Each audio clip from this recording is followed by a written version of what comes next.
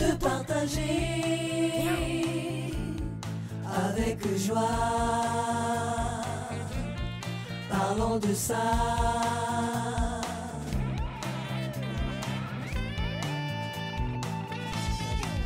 Et bienvenue à tous, Caribou, Caribou. Merci Seigneur, alléluia. Bienvenue, bienvenue à tous, bienvenue dans ce temps de témoignage. Vous savez, le témoignage est tellement important dans la vie du croyant, dans la vie du chrétien. Le témoignage atteste de la puissance de Dieu, le témoignage atteste de la présence de Jésus, le témoignage atteste que rien n'est impossible à Dieu. Et aujourd'hui, encore une fois, nous vous disons Caribou, Caribou, et nous avons sur ce plateau un témoignage extraordinaire, les choses puissantes que Dieu a faites. Et pour ceux qui se disent, est-ce que Dieu agit encore? Oui, Dieu agit. Est-ce que Dieu guérit encore? Oui, Dieu guérit encore. Et aujourd'hui, nous allons encore voir un témoignage, écoutez, un témoignage qui nous en sommes certains édifiera plus d'une personne. Et pour recevoir ce témoignage aujourd'hui, je reçois la princesse du Seigneur. Je reçois sur ce plateau Jennifer Cabrera. Bonjour Jennifer. Bonjour. C'est un plaisir de t'avoir et merci d'avoir accepté cette invitation. Comment tu vas? Ça va très bien. Ça va très bien.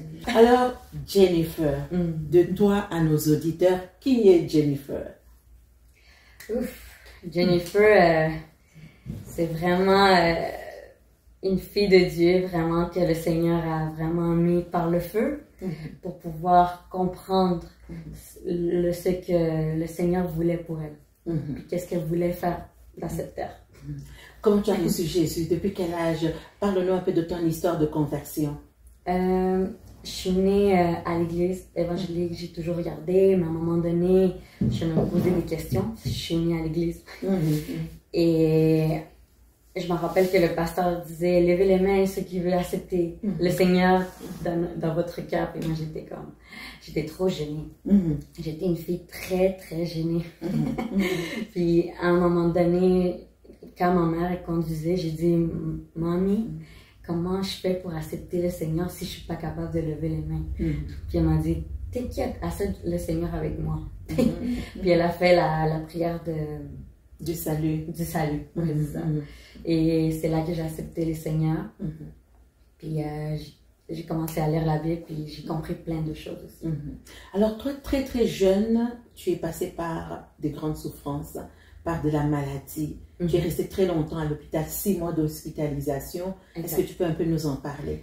Oui, dans le fond, je me rappelle qu'à partir de 5 ans, 6 ans, quand j'ai pris conscience, dans le fond, j'ai commencé à vomir en première année. Je faisais un dicté, je me rappelle, des phrases. Puis là, à un moment donné, j'avais mal à la tête. Et là, j'ai commencé à avoir des vomissements. Puis je comprenais pas pourquoi. Et j'allais au docteur, ma mère m'a amenée. Et il disait toujours gastro, gastro, gastro, gastro. Mais c'était pas ça. Finalement, ma mère, comme maman, comme une femme, un cœur de mère, était désespérée. Elle m'a amenée à l'hôpital. Puis elle avait tout à fait raison. Ils m'ont mis dans une scan. Et c'était une malformation dans mon cerveau qui s'appelle anévrisme. En fait, Jennifer a fait ce qu'on appelle une rupture d'anévrisme. Oui. Il y a des gens qui meurent tout simplement de ça. Et donc, elle donnait un peu les symptômes de cette maladie-là. Oui. Et bon, c'est ça. Et c'était chaque mois que je tombais comme ça.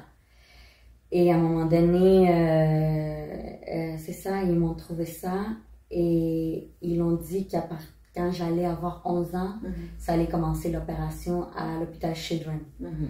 Ça fait que j'ai dû attendre 7, 8, 9, 10, 11 ans. Et l'heure est arrivée de l'opération.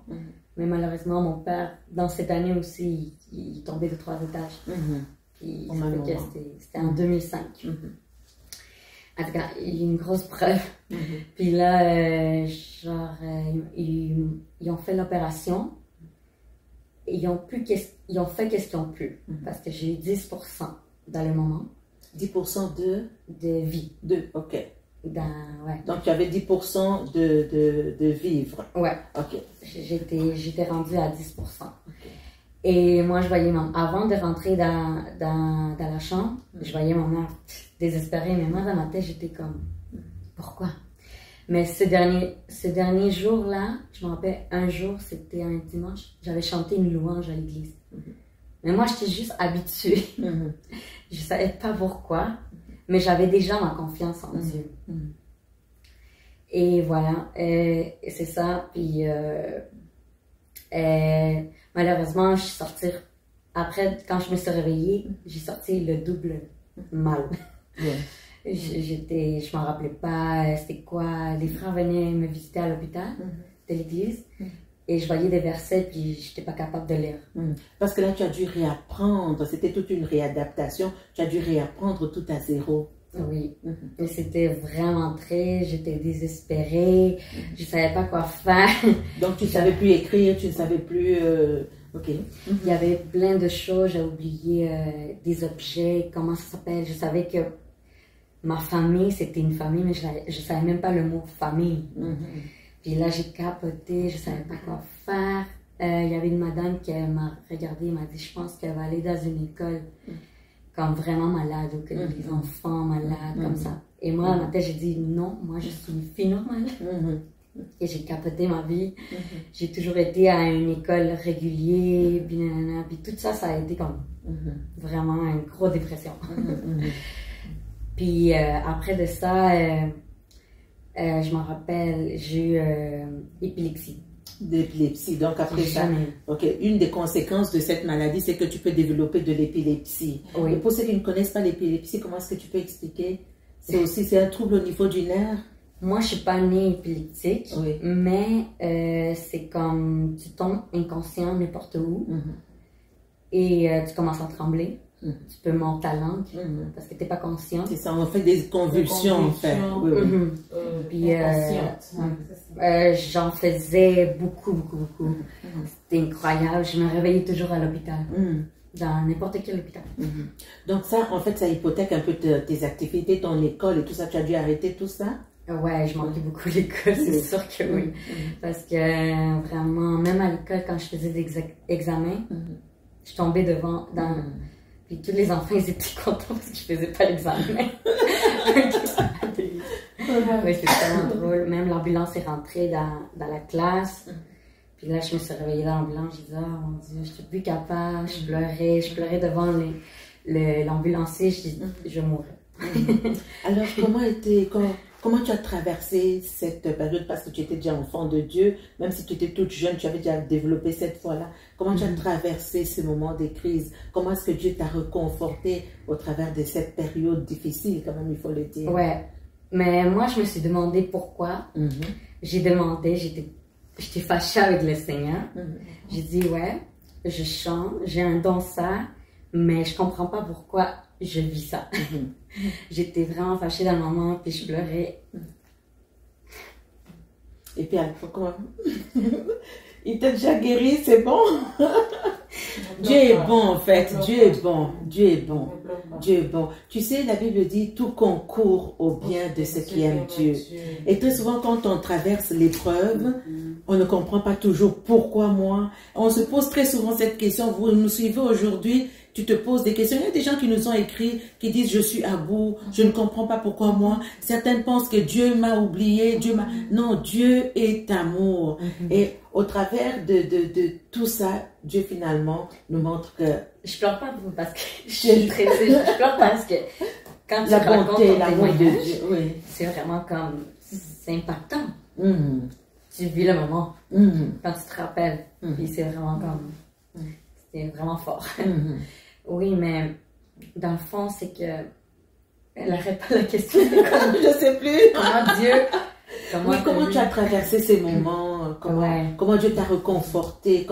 Qu'est-ce qui t'a soutenu en fait pendant ces temps difficiles? Pour de vrai, sincèrement, moi c'était la louange qui me donnait un repos dans mon cœur.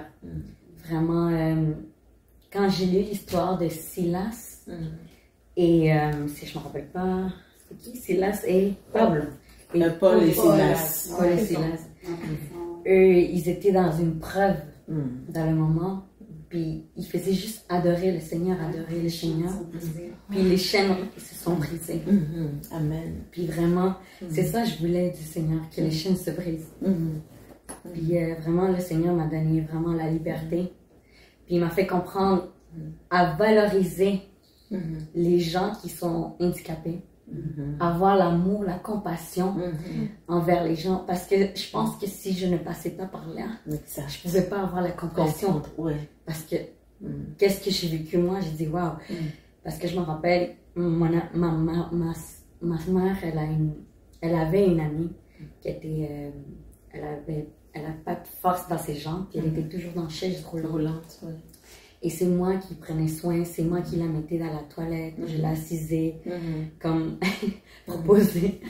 Puis vraiment, c'est comme elle pleurait dans sa souffrance et je pouvais sentir. Je mettais ses souliers de la madame. Et elle pleurait, puis elle n'avait pas de communication avec ses enfants dans le moment.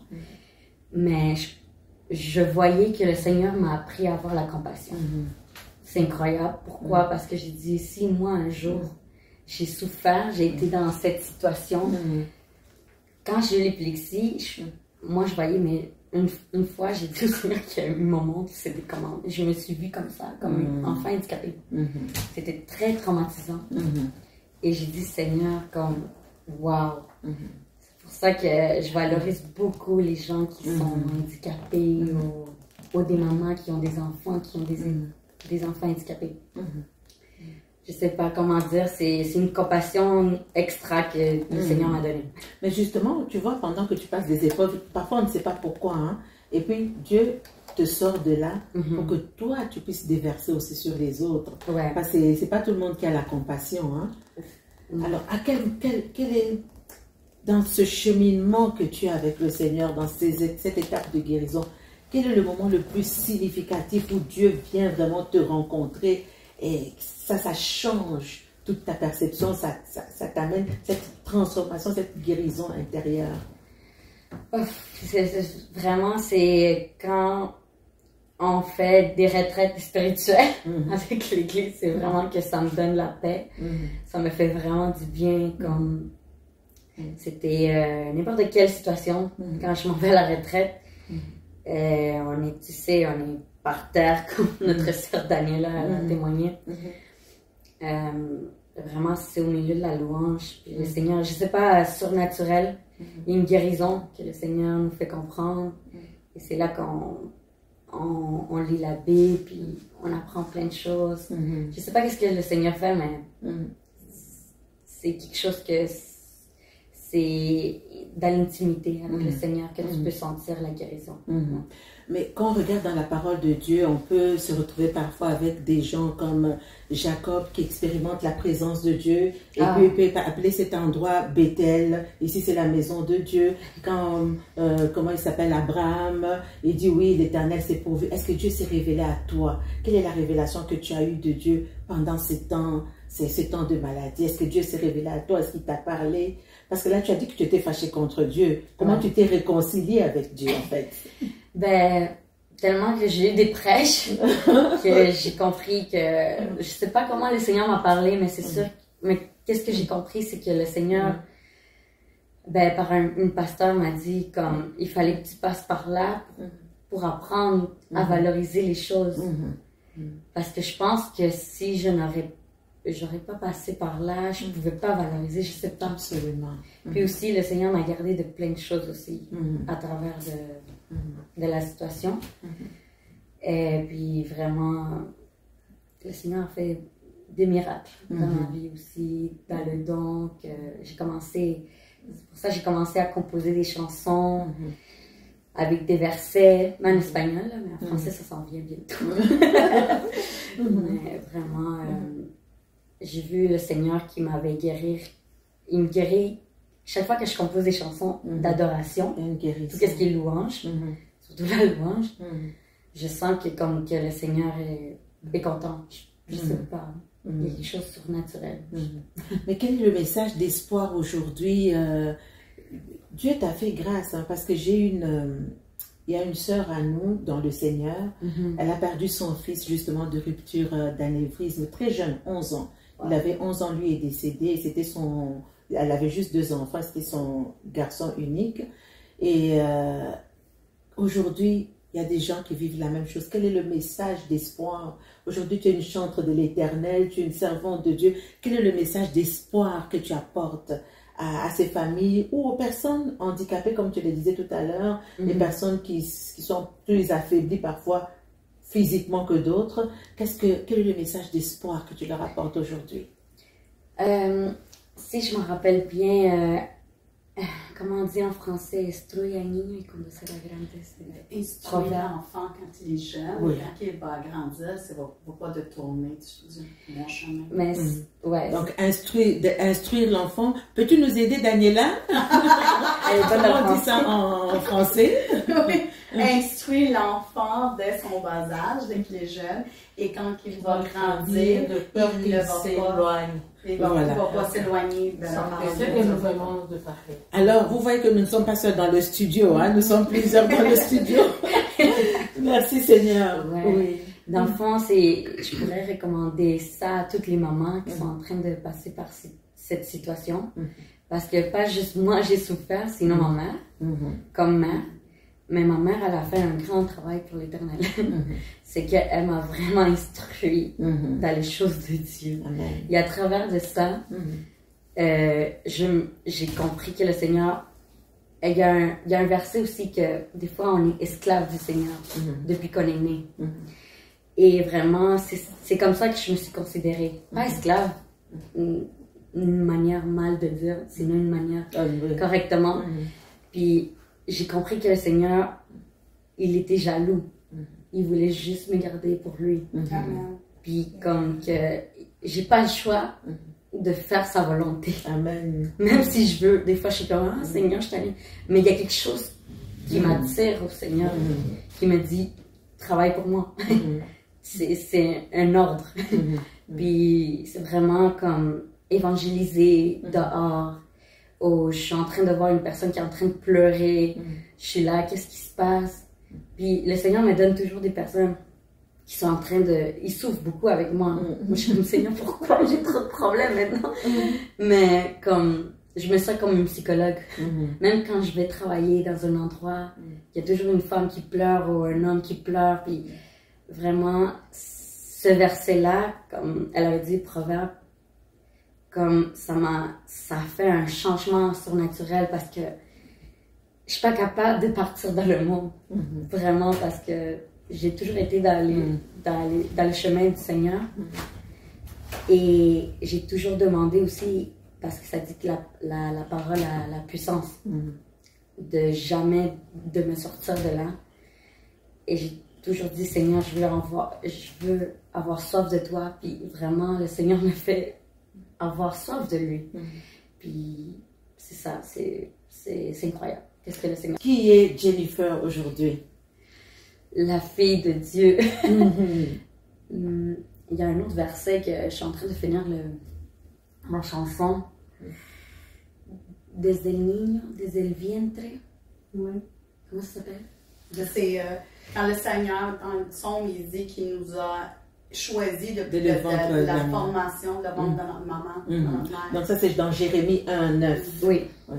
c'est ça. Ça, c'est le prochain chanson qu'on est en train de faire en espagnol. Ouais, vraiment, je me considère vraiment comme ça parce que si je pourrais faire un film, vous allez comprendre. Comme, mais ça dit aussi, j'ai écouté là, que quand on va au ciel, on est tout un film. Puis c'est important de donner toujours un exemple parce qu'on est enregistré, tout ce qu'on fait dans cette terre. Absolument. Et vraiment, j'essaie de donner mon meilleur. Puis de s'aimer le meilleur à tous les frères en Christ.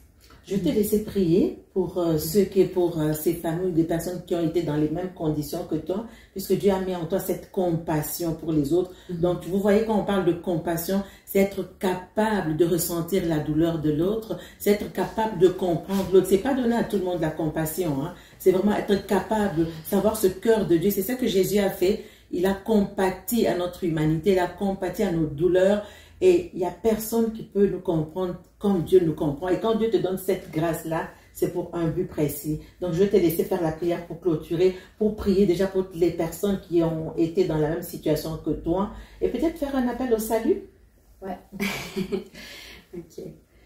Merci Seigneur pour cette journée, Seigneur. Merci Seigneur pour m'amener dans ce lieu, Seigneur, que tu as voulu, Seigneur, selon ta volonté, Seigneur, que chaque personne qui voit ce vidéo, Seigneur, que tu puisses toucher son cœur, Seigneur, que tu puisses donner cette compassion, Seigneur. S'ils n'ont pas de compassion, Seigneur, qu'ils puissent apprendre à pardonner, Seigneur, et avoir la compassion envers les autres, Seigneur, pour que vraiment on puisse être un exemple, Seigneur, de voir son frère qui est en train de tomber, le relever, Seigneur, au nom de Jésus, Seigneur. Toutes les gens qui sont en train de voir cette vidéo-là, Seigneur, qui sont en train de tomber puis qui ont la dépression, Seigneur, au nom de Jésus, je te demande de le faire ressusciter, Seigneur, au nom de Jésus, comme tu m'as fait ressusciter, Seigneur, dans mon cœur, Seigneur. Merci, Seigneur, pour ceux qui sont en train de passer par des épreuves, Seigneur, pour qu'ils puissent se relever, Seigneur, pour qu'ils comprennent, Seigneur, pourquoi, Seigneur. Au nom de Jésus, merci, Seigneur, bénis ma soeur et les soeurs qui sont ici, Seigneur. Et c'est ça, au nom de Jésus, amen, amen. Amen, amen. Merci beaucoup pour ton témoignage. Que le Seigneur guérisse tous ceux qui sont dans le besoin, dans le nom de Jésus. Merci infiniment, Jennifer. Merci à tous ceux qui ont été avec nous aujourd'hui et à très bientôt pour une prochaine émission. Que Dieu vous bénisse.